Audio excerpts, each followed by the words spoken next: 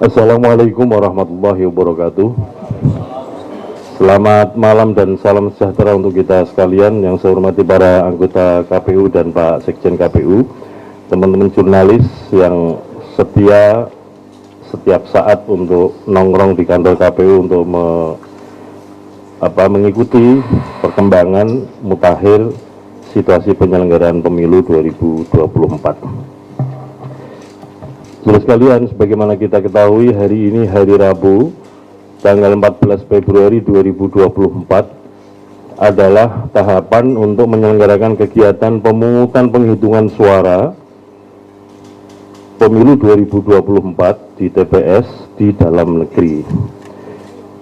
Pada kesempatan ini, yang pertama kami ingin mengucapkan terima kasih kepada seluruh rakyat Indonesia, para pemilih yang telah berpartisipasi aktif hadir di dalam kegiatan pemungutan suara di TPS-nya masing-masing, dan juga masih setia, kami juga monitor untuk menunggu dan juga mencermati, mendokumentasikan kegiatan penghitungan suara di TPS-TPS yang sampai sekarang masih berlangsung.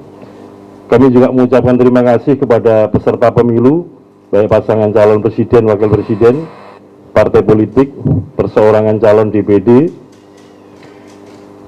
yang menjadi peserta pemilu pada pemilu 2024 ini.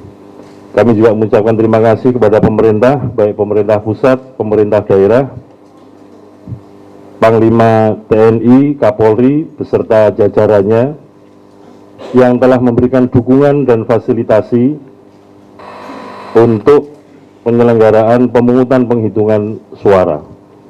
Tentu saja semua dukungan, bantuan, dan fasilitasi itu tiada lain dan tiada bukan, sama-sama dalam rangka untuk melayani pemilih untuk dapat menggunakan hak pilih pada hari ini Rabu 14 Februari 2024. Pada kesempatan ini kami juga mengucapkan terima kasih, apresiasi dan rasa hormat kami kepada teman-teman penyelenggara pemilu di lapangan, teman-teman KPU Provinsi beserta jajaran sekretariat, teman-teman KPU Kabupaten Kota beserta jajaran sekretariat, teman-teman PPK di tingkat kecamatan, PPS di tingkat desa kelurahan, dan terutama kepada teman-teman penyelenggara di TPS, yaitu para anggota KPPS yang telah bekerja keras, bekerja maksimal sesuai dengan kemampuannya masing-masing untuk memberikan layanan yang paling baik kepada pemilih pada pemilu 2024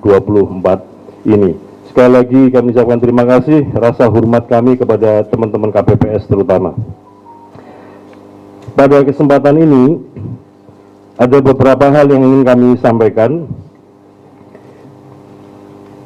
Yang pertama soal logistik pemilu 2024. Di antaranya adalah, sebagaimana juga sudah diketahui oleh teman-teman semua, pada hari Senin tanggal 12 Februari 2024 telah terjadi pengrusakan alat perlengkapan pemungutan dan penghitungan suara pada 92 TPS di Kabupaten Paniai, Provinsi Papua Tengah.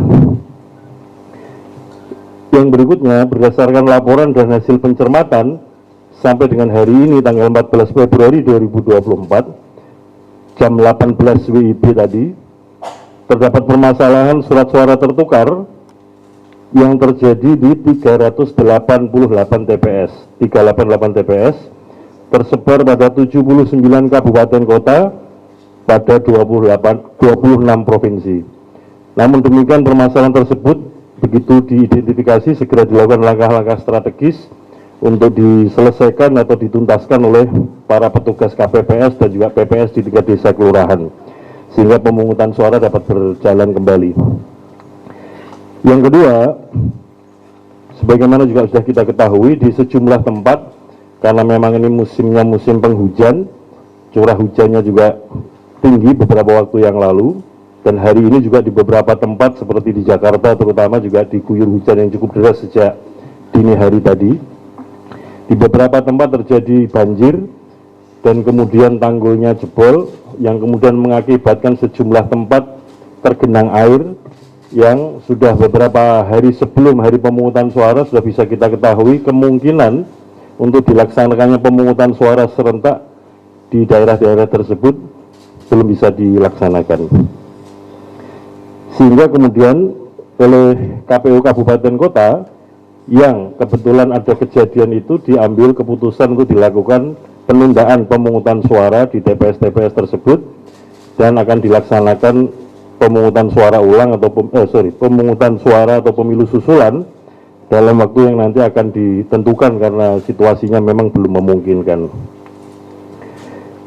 Di dalam peraturan KPU nomor 25/2023 tentang pemungutan dan penghitungan suara di TPS, pasal 110 ayat 1, yang ini juga merujuk di Undang-Undang Pemilu nomor 7/2017, ditentukan bahwa dalam hal pada sebagian atau seluruh dapil terjadi A. kerusuhan, B. gangguan keamanan, C. bencana alam, dan atau D. gangguan lainnya yang mengakibatkan seluruh tahapan pemungutan suara dan atau penghitungan suara tidak dapat dilaksanakan, maka dilakukan pemungutan suara dan atau penghitungan suara susulan. Berdasarkan laporan yang kami terima, monitoring sepanjang waktu beberapa hari terakhir, terutama sampai dengan hari ini 14 Februari 2024 pada jam 18 WIB, terdapat 668 TPS, saya ulangi lagi, 668 TPS di 5 kabupaten kota pada 4 provinsi yang berpotensi dilakukan pemungutan suara susulan. Yang pertama adalah Kabupaten Demak, Jawa Tengah, itu terdapat 108 TPS karena ada banjir dan masih menggenangi 10 desa di Kabupaten Demak. Yang kedua, Kota Batam, Provinsi Kepulauan Riau, ada 8 TPS karena kekurangan surat suara. Kemudian yang ketiga, Kabupaten Paniai, Papua Tengah, 92 TPS, dan Kabupaten Puncak Jaya 456 TPS, 456 TPS, dua-duanya baik Paniai maupun Puncak Jaya ada di Provinsi Papua Tengah. Kemudian yang kelima adalah Kabupaten Jayawijaya, Provinsi Papua Pegunungan, ada 4 TPS karena gangguan keamanan. Jadi totalnya tadi ada 668 TPS di 5 kabupaten kota yang tersebar di 4 provinsi, yaitu Jawa Tengah, Kepri, Papua Tengah, dan Papua Pegunungan. Yang ketiga, saudara sekalian, soal kehadiran pemilih. Antusiasme para pemilih sebagaimana terlihat kehadiran para pemilih di tempat-tempat pemungutan suara atau TPS di wilayahnya masing-masing mulai jam 7 pagi sampai dengan ditutupnya TPS jam 13 waktu setempat, terlihat antusias, dan juga laporan dari teman-teman KPU Kabupaten Kota juga demikian. Termasuk kalau kita lihat pemungutan suara beberapa waktu yang lalu yang melalui metode TPS LN di luar negeri. Yang keempat adalah sistem informasi rekapitulasi penghitungan suara atau Sirekap. Proses rekapitulasi hasil penghitungan suara pada pemilu 2024 ini menggunakan alat bantu Sirekap, sistem informasi rekapitulasi suara elektronik, dengan menggunakan data dan gambar dari dokumen formulir C hasil plano yang difoto dan diunggah oleh KPPS baik secara online maupun offline, dan proses rekapitulasi secara berjenjang dari PPK tingkat kecamatan dan PPLN sampai dengan tingkat berikutnya KPU Kabupaten Kota, Provinsi, dan di tingkat pusat atau di tingkat nasional oleh KPU Pusat nanti. Setelah beberapa jam pemungutan suara ditutup dan mulai dilakukan penghitungan suara, berdasarkan laporan tadi 18.45 WIB malam ini, KPPS telah mengirimkan data melalui Sirekap sejumlah 46.574 TPS, 46574 TPS atau sekitar 5,65% untuk hasil penghitungan suara pemilu di dalam negeri maupun di luar negeri.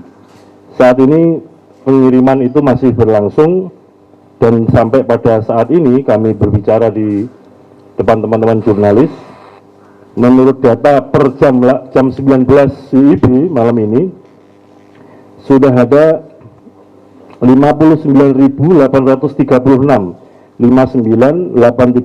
TPS yang mengunggah atau sekitar 7,27%.